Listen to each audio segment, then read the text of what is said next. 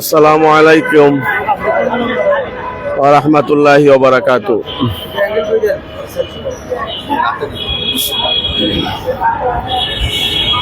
প্রিয় স্বতন্ত্র ইবতেদায়ী মাদ্রাসার শিক্ষক ভাই ও বোনেরা, আপনারা দেখতেছেন যে আজকে আমাদের বাংলাদেশ স্বতন্ত্র ইবতেদায়ী মাদ্রাসার শিক্ষক ঐক্যজোট আন্দোলন বাস্তব কমিটির উদ্যোগে আজকে আমাদের অবস্থান কর্মসূচি 32 দিন চলছে। তো আমাদের আন্দোলনের যে ফোকাস ছিল যে এই বর্তমান সরকার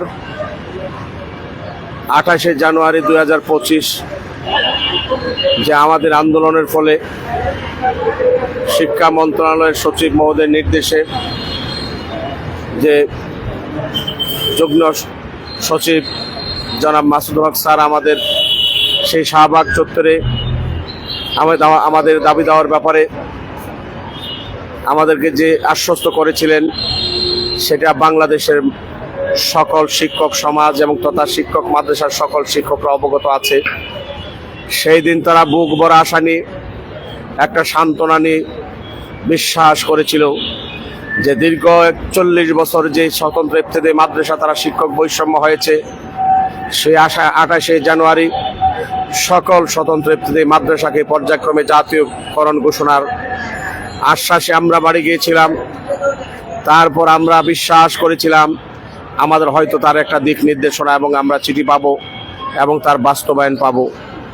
দেখা গেল সেই 28শে জানুয়ারি, ফেব্রুয়ারি, মার্চ, এপ্রিল, মে, জুন, জুলাই, আমরা আগস্ট পর্যন্ত দেখলাম সেই 7 মাস অতিবাহিত, 7-8 মাস হয়ে গেল যখন আমাদের সেই দাবি বাস্তবায়নের যখন আমরা কোনো রূপরেখা দেখতে পারলাম না, দেখতে পাই নাই। তখনই আমরা গত সেপ্টেম্বরের 14 তারিখ এই জাতীয় প্রস্তাবে আবারও সারা বাংলাদেশের সকল শিক্ষকদের নিয়ে আবারও আন্দোলন ডাকি। সেই আন্দোলনে ডাকার পরে তখন ওই দিন আবারও আমাদের 14 জন প্রতিনিধি দল সে শিক্ষা মন্ত্রণালয়ে আমাদেরকে আহ্বান করে শিক্ষা সচিব জনাব রফিকুল ইসলাম স্যারের নেতৃত্বে তার প্রতিনিধি টিম আমাদের এখানে আসে এবং তারা আমাদেরকে নিয়ে যায়। যাওয়ার পরে তিনি বলেন যে আপনারা গত 28শে জানুয়ারি যে সরকার জাতীয়করণের ঘোষণা দিয়েছিল, তার এই ধারাবাহিকতায় আমাদের কাজ কর্মসূচি আমাদের চলমান আছে। আপনারা চিন্তা করবেন না, আপনাদের কর্মসূচির ফলে আপনাদের যে প্রথম দফায় 1090টা অনুদানমুক্ত ফাইলের এমপিওর যে আবেদন করেছিল, সে আবেদনের প্রেক্ষিতে যাচাই বাছাই করে 1090টি প্রতিষ্ঠান প্রধান উপদেষ্টার কার্যালয়ে পাঠানো হয়েছে। আপনাদের এই কাজ আমরা করছি। আবারও আপনার 14 সেপ্টেম্বরে আপনারা যেহেতু আসলেন, আপনাদেরকে আমি বলতে চাই, শিক্ষা সচিব মহোদয় আমাদেরকে বললেন যে আপনারা যেহেতু আমি নতুন এসেছি, আপনাদের বিষয়টা আমি কিছু অবগত হয়েছি এবং এখন আপনাদেরকে ডাকছি যে এই বর্তমান পরিস্থিতি কি, কতটুকু অগ্রগতি হয়েছে, আগামী দিনে আমরা আপনাদের জন্য কী করব। তো সব কিছু যখন পর্যালোচনা করার পরে তিনি বললেন যে আপনাদের যে দাবি দেওয়া, যৌক্তিক দাবি দেওয়া, যেহেতু প্রধান উপদেষ্টার কার্যালয় থেকে আপনাদের এই স্বতন্ত্র ইবতেদায়ীর বিষয়ে বাস্তবায়নের করার জন্য নির্দেশনা দিয়েছে, সেই নির্দেশনা অনুযায়ী সরকারিকরণ করতে পারবে না এই সরকার, বলল যে আমরা এমপিও দিব। সেই এমপিও দেওয়ার মধ্য দিয়ে এই 1090টি প্রতিষ্ঠান তখনও দেখা গেল ঝুলে আছে, এতদিন হয়ে গেল সেই প্রধান উপদেষ্টার কার্যালয় থেকে ফাইল ছাড়া হয় নাই। তখন শিক্ষা সচিব মহোদয় আমাদেরকে বললেন, আমি নতুন মানুষ, আমি নতুন এসেছি, আমাকে আপনারা 1 মাস সময় দেন। 1 মাস সময়ের মধ্যে আপনাদের যে দাবি দেওয়া প্রধান উপদেষ্টার কার্যালয়ে যে ফাইল আটকা আছে সেই ব্যাপারেও একটা সমাধান হবে এবং আপনাদের অনুদানবিহীনের যে বিশাল সংখ্যা যে 12-14 হাজার প্রতিষ্ঠান আছে, টোটাল আপনাদের 5 দফা দাবির বিষয়ে আমি অবগত হয়েছি। আপনাদের এই দাবি দেওয়ার বিষয়ে ইনশাআল্লাহ আমাকে 1 মাস সময় দিলে 1 মাসের ভিতরে আপনাদের দাবি দেওয়া পূরণ করে দেব। আপনারা আমাকে সহযোগিতা করুন, আপনারা প্রয়োজনে প্রতিদিন আমাদের সাথে আসেন, আপনারা সচিবালয়ে আসবেন, আপনাদের কোনো পাশের প্রয়োজন নাই, আমাকে ফোন দিবেন, আমি আপনাদের ফোন দিলে আপনাদেরকে আমার কাছে আসবেন, যে তথ্য উপাত্ত সংগ্রহ করে যেটা প্রয়োজন আমরা আপনাদের কাছে চাইবো, আপনারা আমাদেরকে দিবেন।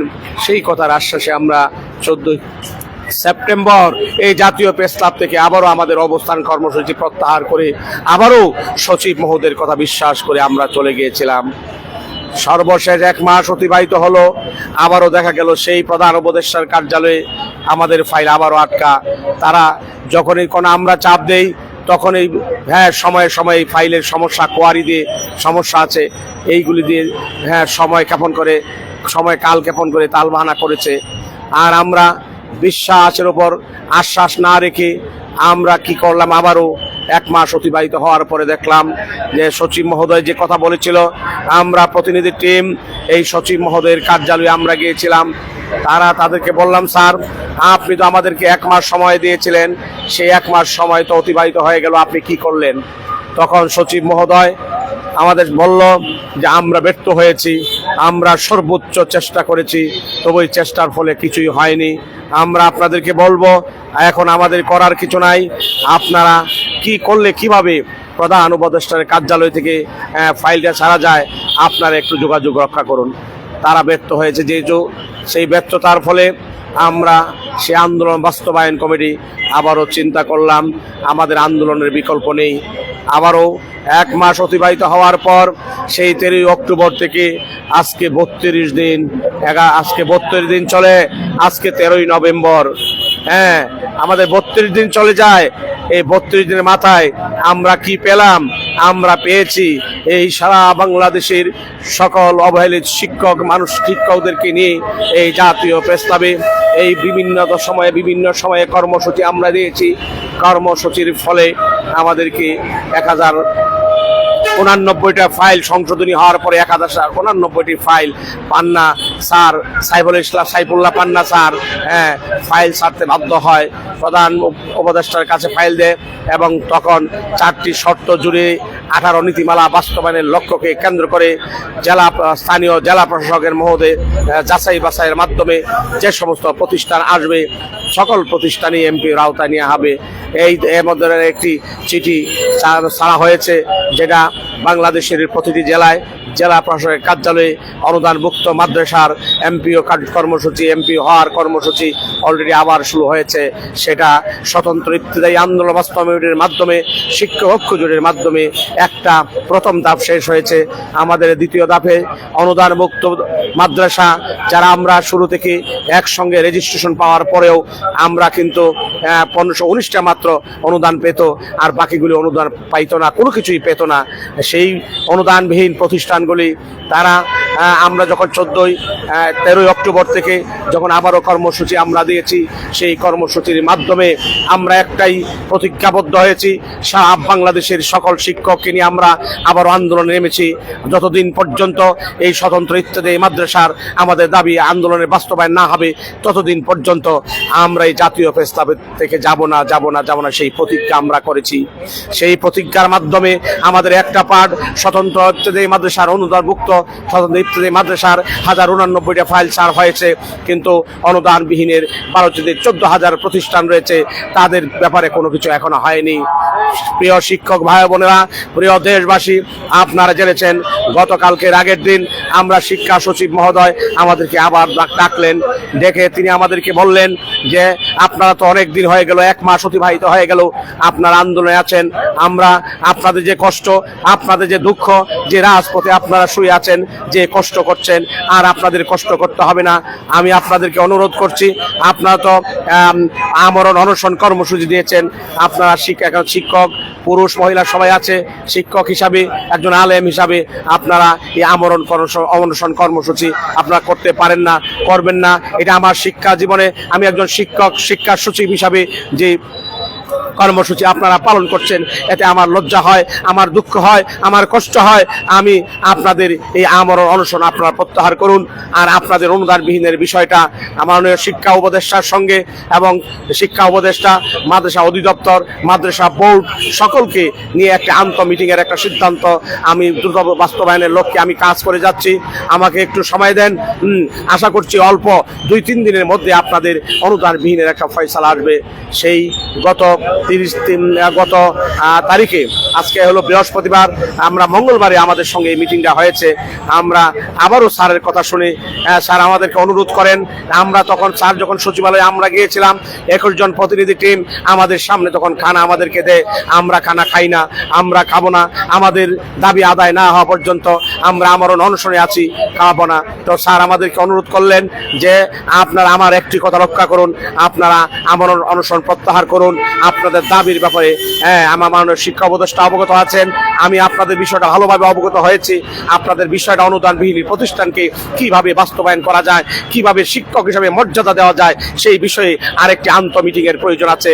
সেই মিটিংয়ের সান্ত্বনা দিয়ে আমাদেরকে সেই গত মঙ্গলবার আমাদেরকে বিদায় দিলেন, বললেন যে আপনারা দেশের পরিস্থিতি ভালো না, এই পরিস্থিতি অবস্থায় আপনারা সবাই বাড়ি চলে যান, আন্দোলন প্রত্যাহার করুন। স্যারকে আমরা বলেছি, স্যার আমরা আন্দোলন আমাদের পক্ষে, আপনি যে অনুরোধ করেছেন আমার অনশন থেকে পরিত্যাগ করার জন্য, আমরা আমার অনশন আমরা বন্ধ, আপনার কথা বন্ধ করলাম। আপনার কথায় আমরা খাই না, আপনি আমাদেরকে নাস্তা খেয়েছেন, আমাদের অনশন ভঙ্গ করেছেন, আপনাকে শ্রদ্ধা জানিয়ে আমরা আমরণ অনশন আমরা প্রত্যাহার করেছি। কিন্তু আমাদের অবস্থান কর্মসূচি এই জাতীয় প্রস্তাবে থাকবে। যতদিন পর্যন্ত আমাদের এই দাবি আদায় না হবে, ততদিন পর্যন্ত আমরা এই জাতীয় প্রস্তাব থেকে আমরা যাচ্ছি না, যাব না, যাব না, যাব না। সেই কথা আমি ওইখানে আমাদের যে 21 সদস্য প্রতিনিধি টিমের মাধ্যমে স্যারকে আমরা জানিয়েছি। স্যার বললেন ঠিক আছে, তা আপনারা যেহেতু আমার একটি কথা রক্ষা করেছেন যে আপনারা আমরণ অনশন কর্মসূচি স্থগিত প্রত্যাহার করেছেন, আমার কথা অনুরোধ করছি আপনারা খানা খান। এই স্যারের কথার অনুরোধে আমরা তখন সেই নাস্তা পানি আমরা পান করি। তারপরে আমাদের ধারাবাহিকতায় সেই গতকাল চলে গেল, আজকেও আমাদের চলে গেল বৃহস্পতিবার, অর্থাৎ আমাদের 32তম দিন।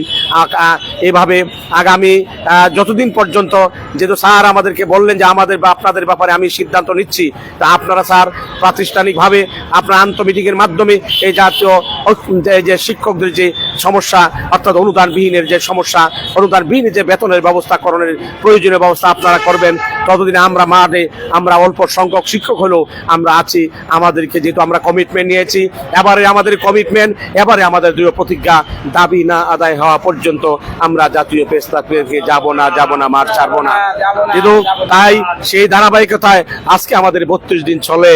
সেই 32তম দিনে এখনো আছি, আমরা অপেক্ষা করছি। তবে স্যার যে কথা বলেন, মাননীয় শিক্ষা সচিব মহোদয় যে কথা বলেছেন, আমরা এখনো বিশ্বাস আছে, অন্তরে বিশ্বাস আছে যে নিশ্চয় থাকেন আপনাদের অনুদানবিহীনের একটা ব্যবস্থা হতে যাচ্ছে।